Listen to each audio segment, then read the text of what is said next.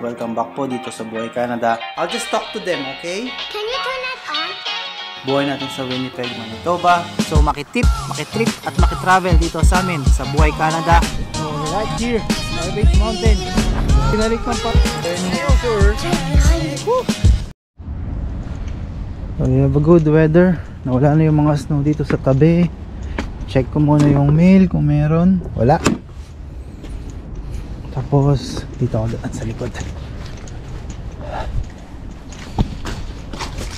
Alright, good morning. Another good day dito sa Winnipeg. And ayan, kita nyo, bilis magbago ng panahon. So bali ngayon, for this week, medyo positive yung temperature. Kaya ang bilis mawala ng mga snow. So ito, ang ginagawa ko everyday, chinecheck ko yung bahay, iniikutan ko araw-araw. Tapos konting linis. Tapos ito yung bin. So yung basura, yung bin, ito yung bin na ginagawa ko ngayon. So ito, every Thursday nilalabas ko yan dun para kolektahan. Tapos lalagay ko siya muna dito. Yan. So yan, linis na ulit dito. Parang wala nangyari. Yan. So ito, check ko ulit. Kasi minsan ang ginagawa ko rito talaga, bubuksan ko yung mga ilaw lalo na sa gabi, tapos papatayin ko siya sa umaga para at least makatipid. Okay, yan, pinatay ko lang yung ilaw. Tapos oh, dito na ulit. Bagong bahay. So ito, naka-open. Balak namin bilan to ni Aisha ng kurtina, yung parang kurtina na katulad ng nilagay sa dalawang bintana na yan, para at least makoveran at pwedeng alam mo yun, para at least mas maganda, mas maging uniform lang. Kasi ito, bubuksan ko yung mga yan, para at least may ilaw.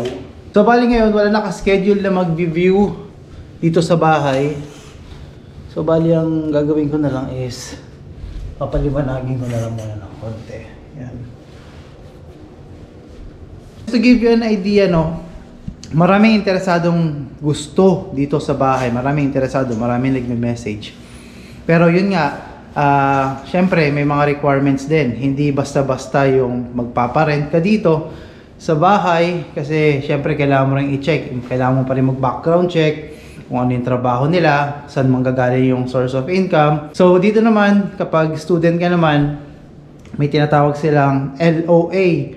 Chine-check din namin yon kung talagang legit na estudyante rito sa Manitoba. Yung letter of acceptance sa school, chine-check yan. So maraming mga factors, hindi lang basta na interesado sila dito sa bahay na mag-rent. Ginagawan din ng background checking. Lalo na, isa sa mga requirement kung may trabaho rito sa Manitoba is yung employment letter, tapos yung 3 pay stubs, yan. 3 consecutive na pay stubs kailangan ma-check para makita rin namin na talagang they will be able to pay for the rent. Kasi di ba minsan sa Pilipinas, pag gusto mong mag-rent ng isang bahay, may mga requirements din. Ganoon din dito, pero dito mas maigpit yung requirements bilang landlord and doon sa magre-renta. So maraming, sabi ko kasi maraming interesado, but then lahat yan kailangan mag-apply. So it takes time. So kami naman, sabi namin, kung sino yung mauna na ma-approve dito sa mga rooms na nandito sa bahay na ipaparent, doon tayo. Sabi din namin ni Aisha, may tamang tao na darating para mag-alaga dito sa bahay. Kasi kita mo naman, sobrang cozy, sobrang ganda talaga nito. So ayun, ang maganda rito talaga is, para sa akin, no, if ever you're watching this video or you're a subscriber of this channel, para sa akin, mas maganda kung subscriber ang makakakuha nito para at least kilala nyo ako personally, kung ano yung ginagawa ko dito, and syempre, para at least mapanatili rin yung kagandahan ng bahay. And we're just really hoping na isang family ang makakuha, or kung hindi man family, student, na that they can occupy the room. Dito sa Canada, hindi rin talaga ganun kadali ang makakuha ng bedroom space. Especially right now, The competition din pala yung pagpaparenta as a landlord. Yung competition din is very high kasi marami rin nagpaparenta rito sa Manitoba. Pero syempre, yun nga lang, it takes time para makakuha talaga ng tenant. But for us, it's also a good investment doon sa mga ganitong bahay. Even though wala pa siya sa ngayon, pero hopefully in the future, meron makakuha talaga as the renter. Lalong-lalo na, ang gusto ko talaga makakuha nito is yung isa sa mga subscribers na papunta na rito sa Manitoba. Kasi no doubt na, alam mo yun, pwede ko rin silang mag-guide pag nandito sila, especially kung wala kang kakilala dito sa Manitoba. Ang masarap turuan dyan yung they are open-minded sila to learn new things. Lalong-lalo na pag mag-start sila ng new journey nila dito sa Manitoba. So, this is something na gusto kong i-share kung dati is napapanood nyo lang sa video or nakukuha nyo lang yung mga tip dito sa video, what more kung magkapit-bahay na lang tayo. Kasi sa totoo lang, ang diskarte namin dito is yung pangwalang pera. Nag-umpisa kami dito sa Canada ng walang pera. Nag-umpisa kami sa Canada na, sabi ko nga sa inyo, 200 or 100 lang yung na nag-start kami rito. And yung mga diskarte na ginawa namin dito is yung hindi ka rin talaga maglalabas ng pera as much as possible. So yung sasakyan namin, unang sasakyan namin, di ba? 0 down payment. Ang naging puhunan lang namin talaga doon is yung trabaho. Tapos, ganun din sa bahay. May ginawa rin kaming diskarte dito para makuha namin yung bahay doon sa kabila. So may diskarte rin kaming ginawa ron na hindi ko pwedeng sabihin sa mga video kasi sometimes ma-misinterpret ng ibang tao yan. So sometimes kailangan isikreto mo na lang and then you just tell it personally doon sa mga gusto na makakuha ng ganong tip, di ba? So what more if nandito ka na sa Winnipeg at you will be able to occupy a space here tapos katabi mo lang yung bahay namin. Mas marami akong i-share sa inyo off camera. So yan, ikutan ko lang tong bahay na to, then mamayang hapon ulit pupuntahan ko siya ulit para buksan na ulit yung mga ilaw. Yan. So pinantay ko na ulit. Then check lang kunyari. So talagang maganda. Siguro check namin kung sa Sabado makakapunta kami ng IKEA para bilan to ng kortina para at least pwedeng maisara. Kasi ito, makikita mo yan, no? Yan na yung mismong sidewalk. So ang goal is malagyan to ng cover. Okay. So dito, do not trust the weather kasi pabago-bago yung panahon dito. Minsan malamig, minsan walang snow. So yan. So today I'll take advantage.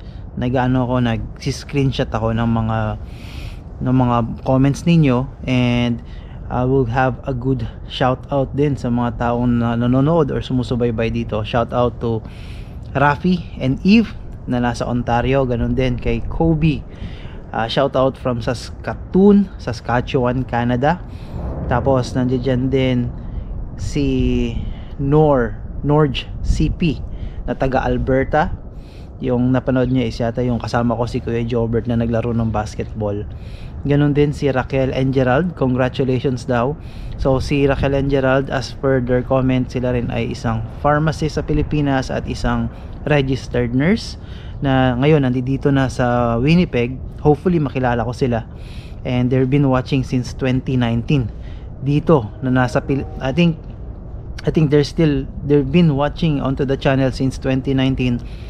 At ngayon nga nandito na sila sa Winnipeg at sila is nanonood na sa Pilipinas pa raw sila. So ayan, maraming salamat sa pagsubaybay, Raquel and Gerald. So ganun din si Carl Jem, salamat daw sa inyo. 1 year na pala daw sila dito sa na napanood yung isang video. I think yung video na napanood nila is yung sa Work Global. Ngayon nandito na sila sa Canada since July 5 of 2023. Tapos may isang comment pala dito. Ano ba yung sinabi niyang comment? This is a comment coming from Mark Tolentino.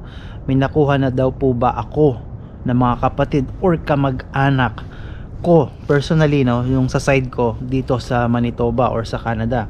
So para sa akin, no, from time to time pinapa-realize ko yung buhay dito sa Canada, especially sa mga kapatid ko, na hindi ganun kadali yung buhay. So nilalatag ko sa kanila kung ano ba talaga yung totoong buhay dito sa Canada. Sinasabi ko yung mga pros, sinasabi ko yung mga cons, and it's really up to them kung gugustuhin nilang mag-migrate dito. They have to work on their own, kasi dito pag sinabi mong sponsorship, it is a paperwork and it is a declaration that you will help them pagdating mo dito sa Canada or pagdating nila dito sa Canada. So based on the sponsorship, may mga fill upan ka na kailangan ma-meet mo yung mga minimum criteria when it comes to doon sa mga income support. For us, okay naman sa amin yun, but then, so the decision must be coming from them. The initiative of going to Canada must come from them. So sila yung magpa-process ng papeles nila, kasi ang pagpa-process ng pagpunta rito sa Canada hindi rin naman biro. Kung dati mabilis mag-process ng papers papunta dito sa Canada, I think when yung ginawa namin dati through family sponsorship, mabilis yon. Pero ngayon kasi iba na ang labanan para makapunta ka dito sa Canada. Ang labanan ngayon is through express entry. Nandiyan pa rin sa express entry, at yung isa sa pinakamadaling paraan para makapunta is through international student, which is, alam naman natin, pag sinabi mong international student, napakalaking pera na kailangan. Ganun din doon sa mga gusto rin pumunta, kung wala ka namang pera, ang labanan mo naman dyan is through trade skills or yung maging skilled job ka. Pinakamabilis dito sa Manitoba na masasabi ko is maging butcher. That's one thing na talagang isa sa pinakamabilis na paraan. Pero yun nga, syempre kailangan mo rin mag-training. Hindi naman basta-basta yung pagbu-butcher na yan, kasi isa rin yan sa mabigat na trabaho. And kung wala kang experience sa Pilipinas being a butcher, isa yan sa magiging requirements mo na kailangan mong dalhin dito sa Canada, na at least 1 year or 2 years of job experience being a butcher sa Pilipinas. And yan, so bakit wala pa akong kamag-anak dito sa Canada, hindi pa sila pumupunta rito? It's really because ang gusto ko lang talaga sa kanila is that sila yung mag-initiate. Hindi ko kasi sila pinipilit na pumunta rito. Ang ginagawa ko lang is pinapakita ko sa kanila kung ano yung posibilidad na maging buhay nila dito sa Canada.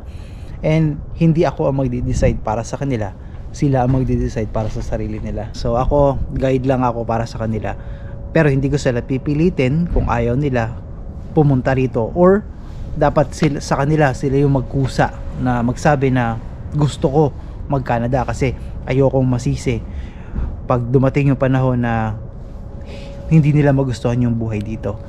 So ayan lang, yan lang yung konting kwentuhan natin ngayong araw na to. So check ko na ulit yung pintuan. Okay, nakalock na. So ayan, so siguro dito ko na lang tatapusin itong video na to, kasi ako ay papasok na sa trabaho. And yan, so kung may natutunan kayo or kung may nakuha ka na naman kayong idea dito sa video na to, comment down below, subscribe if you haven't subscribed. So makitrip at makitravel dito sa buhay sa Manitoba, buhay sa Canada, and we'll see you on to the next one. Peace.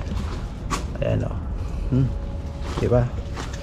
So hopefully sana maging kapitbahay namin kayo dito. Kayo na yung kumuha ng space yan, yung room for rent.